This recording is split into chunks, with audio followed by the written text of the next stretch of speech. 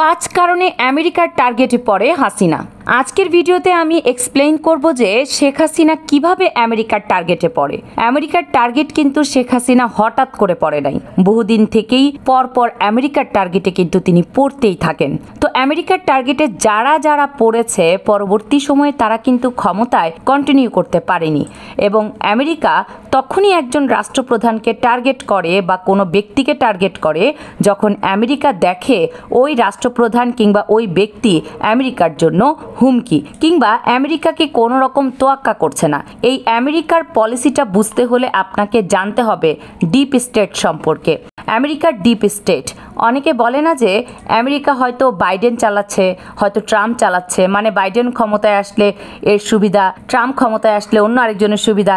একটা কথা বলি ভাই, আমেরিকা এই পলিসি এই সম্পর্কে যদি আপনাকে জানতে হয়, আপনাকে আমেরিকার ডিপ স্টেট সম্পর্কে জানতে হবে, তাহলে বুঝতে পারবেন যে সমস্ত ক্ষমতার উৎস আমেরিকার এই ডিপ স্টেট। আর ডিপ স্টেট সম্পর্কে সংক্ষেপে বলি, ডিপ স্টেট হচ্ছে একটা যে সরকারের মধ্যে আরেকটা ছোট্ট সরকারকে বলা হয় ডিপ স্টেট, যারা ওই দেশের পুরো সরকারকে চালায়। তো আসুন এবার বলি যে শেখ হাসিনা কিভাবে আমেরিকার টার্গেটে পড়ে।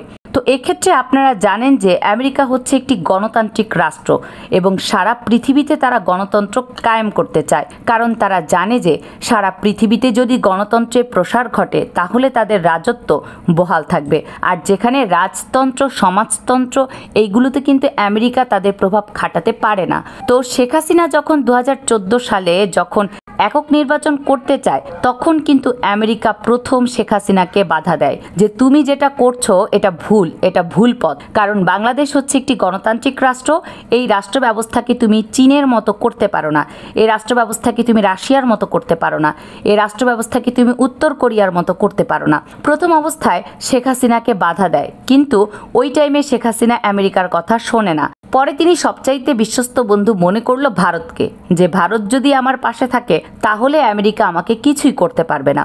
যার ফলে আমেরিকার কথাকে ওভারটেক করার পরেই আমেরিকার প্রথম টার্গেটে পড়ে গেল শেখ হাসিনা সেই 2014 সালে।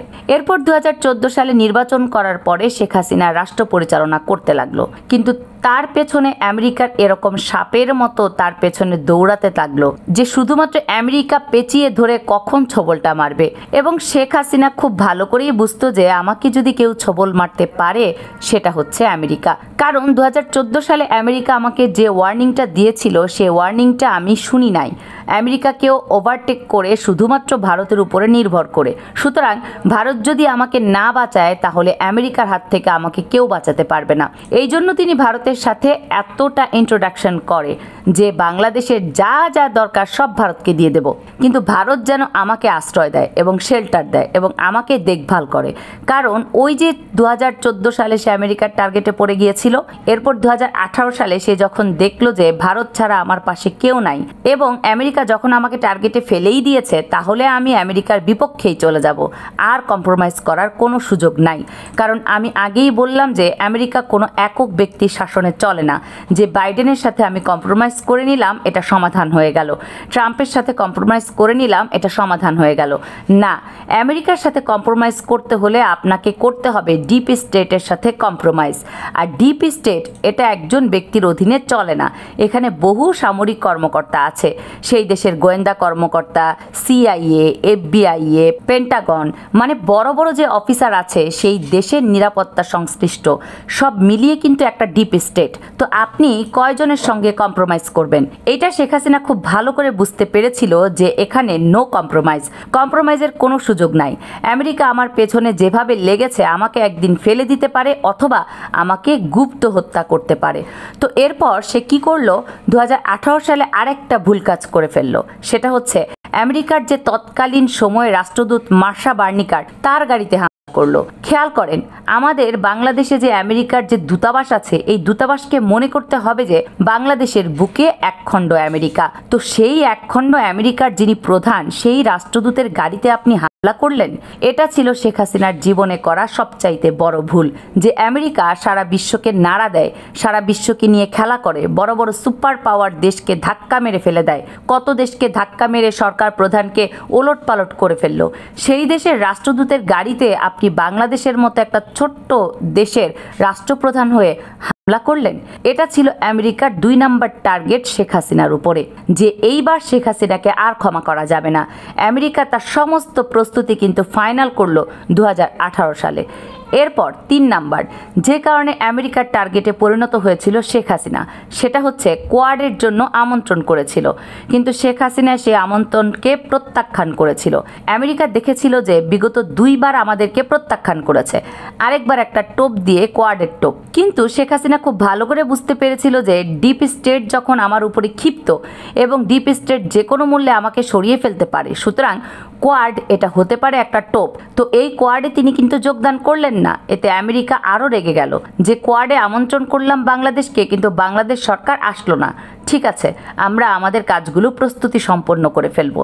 এবং সর্বশেষ যে এই মারাত্মক ভুলটা করেছিল শেখ হাসিনা, এরপর আমেরিকা তাকে আর ক্ষমা করে নাই। কোনটা জানেন? ব্রিক্স সম্মেলনে উপস্থিত এবং ব্রিক্সের সদস্য পদের জন্য আবেদন। এখন বলতে পারেন যে জাস্ট ব্রিক্সের জন্য শেখ হাসিনাকে ফেলে দেবে? এটা সবচাইতে মোস্ট ইম্পর্ট্যান্ট পয়েন্ট। এই ব্রিক্সকে ঠেকানোর জন্য আমেরিকা যে কোনো কাজ করতে পারে। কারণ কি জানেন? যে সারা পৃথিবীতে আমেরিকা যে আধিপত্য বিস্তার করে, সারা পৃথিবীতে তাদের যে অর্থের যে উৎস কোন জায়গা থেকে জানেন? ডলারের বিজনেস। আমি জাস্ট একটা উদাহরণ দিয়ে আপনাদের বোঝাই, তাহলে আপনি খুব সহজেই বুঝতে পারবেন। স্ক্রিনে খুব ভালো করে লক্ষ্য করুন, এখানে দেখুন $100 একটা নোটের ছবি আমি দেখাচ্ছি। তো আপনি যদি বিদেশ থেকে তেল কিনতে চান বা অন্য কোনো জিনিস এক্সপোর্ট ইম্পোর্ট করতে চান, আমি উদাহরণ দিচ্ছি যে $100 আপনি তেল কিনবেন $100 দিয়ে, তাহলে এই ডলারটা কিন্তু আপনাকে আমেরিকা থেকে সংগ্রহ করতে হবে। তাহলে এই যে $100 আমেরিকার কাছ থেকে যদি আপনি নিতে চান, তাহলে আপনাকে গুনতে হবে বাংলাদেশি টাকায় 12,000 টাকা। তার মানে কি আপনার কষ্টের 12,000 টাকা দিয়ে আপনি এই $100 আমেরিকার কাছ থেকে কিনে নেবেন। এবং আমেরিকা এই $100 তাদের বানাতে খরচ হয় বাংলাদেশি টাকায় মাত্র 12 টাকা, মানে 10 সেন্ট। 12 টাকা দিয়ে একটা নোট বানাবে এবং এটা আপনার কাছে 12,000 টাকায় বিক্রি করবে। তাহলে এবার চিন্তা করেন যে সারা পৃথিবীতে তাদের বিলিয়ন বিলিয়ন ডলারের ব্যবসা। তাহলে আমেরিকার এই ডলারকে যদি আপনি দমিয়ে ফেলেন, তাহলে আমেরিকার যে আধিপত্য এটা কিন্তু শেষ হয়ে যাবে। ব্রিক্স হচ্ছে এমন একটা জোট, যে জোটের মূল কাজ হচ্ছে আমেরিকার যে ডলার, সেই ডলারের আধিপত্য কমিয়ে আনা।